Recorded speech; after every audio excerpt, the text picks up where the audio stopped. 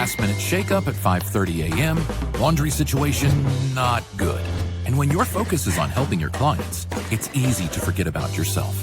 But NASM knows trainers. Morning ride is okay. And staying in front of the day isn't always as simple as 1, 2, 3. So when the unexpected has you pressing pause, what's the latest on creatine? I'm going to get back to you on that. Let NASM1 help you press play. Visit NASM.org to sign up for a membership today. You're listening to the Mindful Drinking Podcast with Derek Brown on the NASM Podcast Network.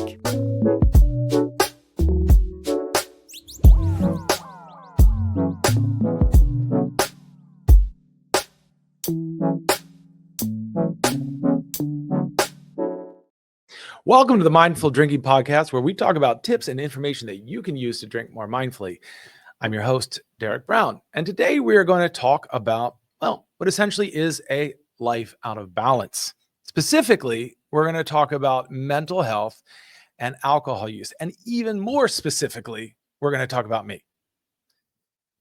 We're going to talk about me because I am somebody who has both lived experience in mental health issues and alcohol use. And I feel that there's a lot that I could share about my life that may be helpful to other people. So I want to start with that, but I'm going to read from my book, which is called Mindful Mixology, a comprehensive guide to no and low alcohol cocktails, which for the most part is really just about recipes about no and low alcohol cocktails. So it is not a book that's an autobiography or any of that. But in the beginning, I share a little bit about my rationale for why I changed my relationship with alcohol. And there's this one particular paragraph that I think would be very illuminating. So here we go.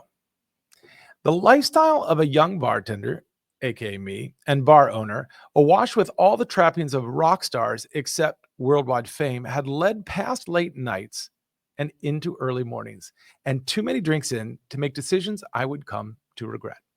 Alcohol was an excuse for me to behave badly and to ignore my mental health issues, which only compounded my behavior. Being drunk, I could live in a fantasy world and didn't have to consider the repercussions of my actions or the low idling engine of anxiety anymore. I was living in that drunken moment, free of concern, even if that moment was wobbly, blurry, and soon forgotten. My relationships were strained. My health was suboptimal. My pocketbook was tight. I wasn't at my best or even close. I'd convinced myself it was a choice, but it wasn't. Now, that is just a quick piece that to show you basically what I was going through at the time. Later, I would which was before this book, but later past when I kind of was drinking in that way, I would be diagnosed with both bipolar disorder and alcohol use disorder. Alcohol use disorder is more popularly known as alcoholism. And during that, it really was a wake-up call for me to look at the way that I was drinking. And honestly, drinking is fun. I'm just going to say that. Like, drinking is fun. It's pleasurable. There are lots of I realize that there are health consequences with it at any rate, but certainly there is good times that can be had from it. I'm not going to deny that. That would be ridiculous. But along with that came the experience of using it as a tool to manage pain, anxiety, and the symptoms of my bipolar disorder. The thing is, what really happened is at some point that tool just didn't work anymore. It's not that alcohol can't do that to some degree. I'll be honest about that. It's just that it's not the best tool. And at certain times, it doesn't work anymore. And then you're left with that exact moment that I told you when you are, wobbly, blurry, and it's soon forgotten. And there you are dealing with yourself, face to the mirror, and you have to answer for a lot of things. Even if those things aren't this sort of, the way that alcohol use disorder, existed in me was not the same as it did with other people, I think, who identify as somebody with alcoholism.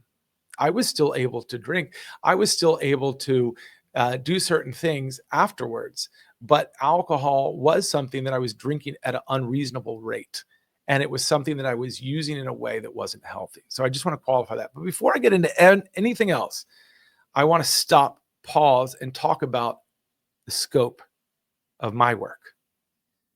You might be looking at me and saying, okay, give me the answers about mental health, about, therapy, all of this.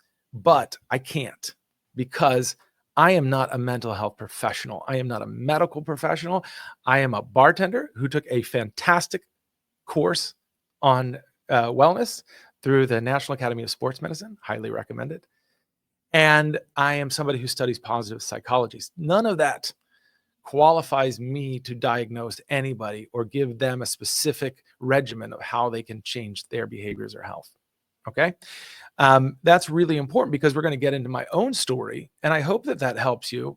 I hope that that might help you recognize some of your own behaviors, or maybe you're listening to this because there's somebody in your life that you care about who's going through this too. And so it can be super valuable, but it's really important to just state that up front. So with that said, let me just dive into the reality of dual diagnosis. So at some point, I started to recognize that I had this problem, and I was, as I mentioned, diagnosed with both bipolar disorder and substance use disorder, alcohol use disorder specifically. And it's way more common than you'd think, right? I was a little stunned. I was like, oh my gosh, I got a lot of problems. But it was not, I'm not the only one. 7.9 million US adults experience both disorders each year.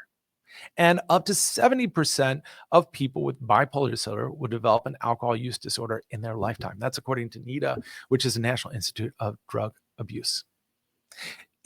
And the problem is, it's really hard to recognize, okay? Because during the ups and downs of a restaurant bar owner's life, there's a lot of spikes, there's a lot of valleys, there's a lot of hills. And so, it's, first of all, I think a lot of people with mental health issues are drawn to hospitality work, okay? And the fact is that 1 in 5 people, according to SAMHSA, have some kind of, alcohol use disorder, but also some kind of mental health issue as well. So that's a big group. And so I think that there is something about the industry itself. And this is not the only industry. So we're not really going to get into the hospitality industry in great detail. Your industry, or what you're going through, you may also have something similar to that. But certainly my experience was a lot of people I came across had these similar symptoms to me. And so in that way, when I was drinking, the alcohol also mimicked the mental health symptoms. So it was like, okay, well, he's just drinking. He doesn't have a mental health issue. He's just drinking a lot. And it became kind of a socially accepted behavior, right? Especially within the industry itself. Because I admit, when I talked about how I drank to most people outside of the restaurant and bar industry, they were aghast. They were like, what are you talking about? But if I talked to my fellow hospitality workers, it was normal. It was no problem. Yeah. Oh, you had 10, 20 drinks in the last 2 days? No big deal. That's called high intensity drinking, and it's incredibly dangerous. But I didn't really think about that back then. It becomes so normalized, and it was tied to identity, status, my livelihood. People thought I was fun. I'm still fun, people. But I think like back then it was kind of like, part of my persona in a way. And so it eventually just became all normalized, wrapped within that, where let's go hang out with Derek, like he's going to have a lot of fun. But the problem is the fun, it stopped and it wasn't working. And I think that that's when the pain outpaced the illusion of control. And that is specifically when I went into an inpatient treatment program for dual diagnosis, and when I was diagnosed. And that integrated care was critical, because I wasn't just treating the alcohol, I was treating the reason why I was drinking. And this is exactly how it relates to mindful drinking. So let me just clarify this. Maybe you're listening to this, maybe this isn't your problem. Maybe you're just curious, or maybe you're here for mindful drinking in a different way. But let me just say that all of this connects by this one point, which is, why do I drink? This is such a critical question. The reason why you drink is essential to understanding, what your relationship with alcohol is and whether it's healthy or not. Right. So the reason for me, when I really, really sat down and thought about it, it was not just because I was having a good time. It was not just because I enjoyed the taste of alcohol. It was not just because it was part of my career, although it was all of those things. It had to do with something else altogether. And that experience in talking through it, especially with professionals, which once again, let me reiterate, I'm not a mental health professional, but I think it's really valuable to talk to people who have this experience, but it's especially valuable to talk to practitioners in mental health. That experience of going through an outpatient treatment. I think I said inpatient, but I meant outpatient treatment. The real difference is that inpatient, you spend all the time in this clinic or facility, where outpatients, you spend part of the time in it. That's all. Both of them are super useful depending on what you need. But it taught me about accountability. It taught me the literacy of mental health and about recovery, not just abstinence, but healing. Because you can give up alcohol and you can still have all these problems, right? Especially if you have this dual diagnosis. So with that said, alcohol itself impacts your mental health, right? It's a depressant. It slows down the central nervous system. In fact, it's biphasic. But once you have a few drink, it's a depressant, and it can worsen your depression, anxiety, and also disrupt medications and sleep. And actually, the sleep part of it seems the least problematic, but to me, it was the most problematic, right? Because I was not sleeping well, and that was exacerbating symptoms of bipolar disorder. So when I didn't sleep well, that just was like this, snowball effect, and I would go into either manic or depressive states, mostly depressive states for me. It certainly interfered with any clarity of mind I had and self-regulation. And I was engaging behaviors that I'm not really proud of, honestly. The way that I was behaving towards my friends, towards people who I loved, sometimes was pushing them away. Sometimes was treating them in a way that I should not have been treating somebody I care about and love. And I think we all can relate to that at some point. We all go through these experiences where sometimes we make bad decisions about the people we love and the people we care about. Ideally, we come back from that. And that's, something that happened to me when I went through this program. I was able to really come back from the brink. According to the CDC and NIAAA, which is National Institutes of Alcohol and Alcohol Abuse, 1 in 4 adults who binge drink show signs of anxiety or depression. Heavy drinking itself increases the risk of suicide, especially in those with mood disorders. Those are some really powerful statistics to me, because it really just shows you that binge drinking just might be the veneer of something much worse, and that alcohol is a short-term escape with long-term consequences. And so at some point, once you ask that question, then you have to ask, what next? What do I do? Because I have to admit, when I got to the point where I had recognized the problem, I did not recognize the solution. I did not see where I needed to go next. That's when I especially needed help of other people, and not just professionals, although that was incredibly useful. It was sometimes as simple as talking to people I love and care about, listening to them, trying to understand what was going on with them. But ultimately, there is no perfect roadmap, right? Recovery can be different for each person. And so in some cases, therapy is necessary, medication is necessary. Sometimes that therapy takes a form not just of talk therapy. Okay, now I'm talking to the masculine or men that are listening to. I know a lot of you don't want to go to therapy. Okay, I know that. I know that it's something scary. It's something outside of your purview. And I really just want to say that you don't just have to go sit and talk to somebody. That is one form of therapy, and it's an important one, but it's not the only one. There's also somatic practices. There's meditation. There's different things that you can do that will help you with your mental health. So therapy is a wide berth. I can't tell you all the things that you need, but you can look out there for yourself, talk to mental health practitioners, talk to people who have gone through the experiences, and get more than just, because I think that that's something that slows people down, frankly. So back to everybody. Just taking a break from alcohol was fantastic. And to be honest with you, you can do that during one of the temporary abstinence months, like dry January or dry July or sober October, or just make up your own month. It doesn't really matter. That is a time, if you're not ready to admit to everybody what you're going through, which sometimes you just don't want to. I totally get it. Maybe you use that as an excuse, right? And it's a good one. You're listening to the Mindful Drinking Podcast, and I'm your host, Derek Brown. And today we are talking about mental health and alcohol use. And specifically, we're talking about what help and recovery might look like. And I just mentioned that taking a break and a reset is a great way without the pressure forever. Because maybe in it, you'll realize you can drink again. That's not my call. But that's something that may happen when you talk to your doctor, when you talk to your therapist. You recognize, hey, look, I just need to take a break from this for now. And then I'm going to come back and I can drink in a different way. Maybe at that point, mindful drinking becomes a really useful tool for you. And then in that case, speaking of another course, NASM has a mindful drinking course I highly recommend, but only after you've talked to your doctor and therapist and gone through that. But getting curious about your drinking is really important. In fact, I just think more and more as I get older, that's just a really secret to life, is not getting defensive about anything and just getting curious. Why is this thing happening? Why is this person mad at me? Why am I engaging in this behavior that doesn't seem to support the things that I want out of life? Curiosity is incredibly valuable where defensiveness poses a threat. So, and sometimes it's really about reframing the whole situation. It's not, to me, at this point, I don't think about not drinking again.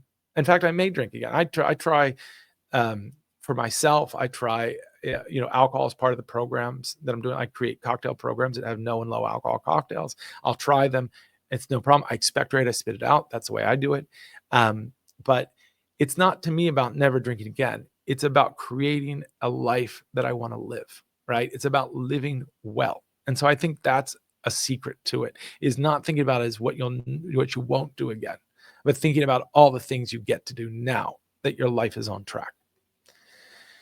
So I think that it all starts with just asking yourself really good questions and being honest.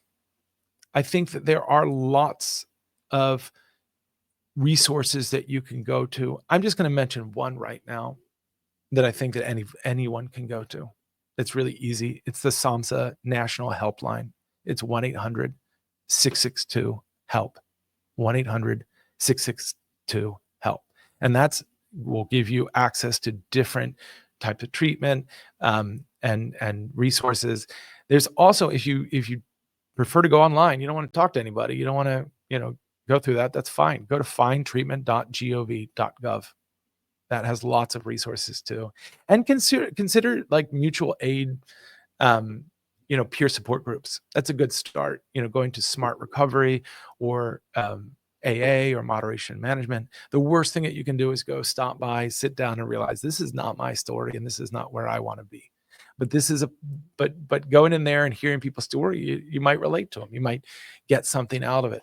But taking little steps sometimes is all you have to do. So in closing, I just want to reflect that this is hard story to tell for me, right? I don't know if you know that, but because here I am on your YouTube, on your, whatever podcast, and you think, okay, this is what this dude does, right? No, this is a hard story to tell because there were lots of peaks and valleys. There were lots of hard things that I had to go through to get to this moment to talk to you about it. But here I am on the other side. And ultimately, this is during Mental Health Awareness Month. That's one of the reasons why I'm doing it. But it's not a hashtag. This is real people's lives. I mentioned there's 8 million people that are going through this dual diagnosis of mental health and substance use. And so this is an issue that maybe it affects you, maybe it affects somebody you love, but ultimately it affects all of us in some way. So I'm so grateful that you've listened to my story and that you have shown up for this. And if you're showing up for yourself and you're making that first step, I'm really grateful that you let me be part of that journey. So thank you all for listening. And as always, give me some feedback, send some questions, shared stories. I love to hear from you. And so send them away. And otherwise, here's to mindful drinking.